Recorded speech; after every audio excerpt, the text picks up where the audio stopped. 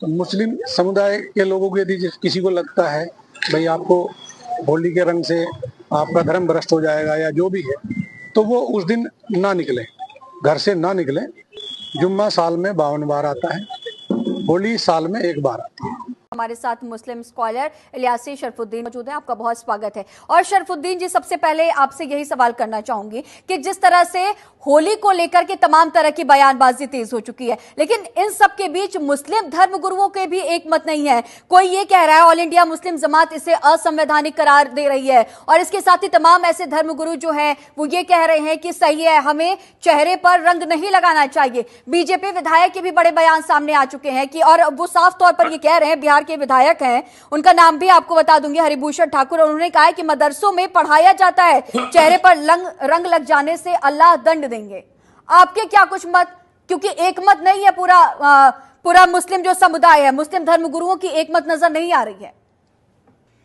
इस्लाम बिल्कुल एक मत है इसके बारे में, और इस्लाम कुरान हदीस से चलता है। टुकड़े टुकड़ों में जातिवाद, टुकड़े टुकड़ों में अलग अलग किताबें, टुकड़े टुकड़ों में अलग अलग ग्रुप नहीं है हमारे पास। इसीलिए इस्लाम साफ तौर पर यह कहता है कि अल्लाह उसके रसूल के अगर आपने नहीं सुना है, धर्मगुरुओं के जो मैसेजेस हैं वो भी आप सभी तक जनतंत्र टीवी वही मैं कह रहा हूँ, तमाम धर्मगुरु अगर इस्लाम के हिसाब से बात करें, कुरान हदीस के हिसाब से बात करें, एक ही बात करेंगे। हमारे पास 10 भगवान, 100 भगवान, 33 करोड़ नहीं है, एक है।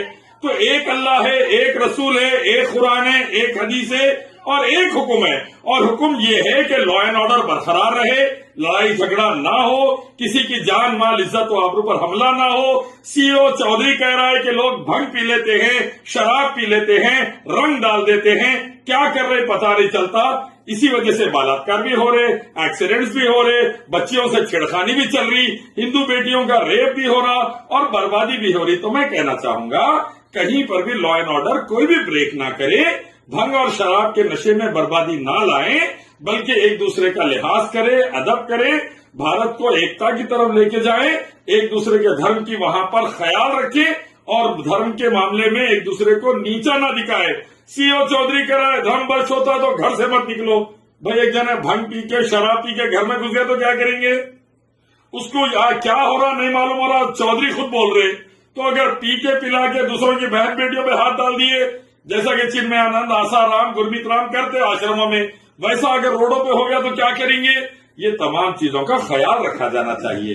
भारत की हर बेटी की इज्जत की हिफाजत हो, हर बेटे की जान की हिफाजत हो, हर मोहल्ले की हिफाजत हो, और इसके लिए लॉ एंड ऑर्डर को स्ट्रिक्टली मेंटेन करना चाहिए। पक्षपात कर एक दूसरे पे खाली आज पावर में है तो सीना मत तानिए। हम भी 1000 साल पावर में रहे, अल्हम्दुलिल्लाह, अल्लाह की वजह से फिर भी हम माइनॉरिटी में हैं। क्यों?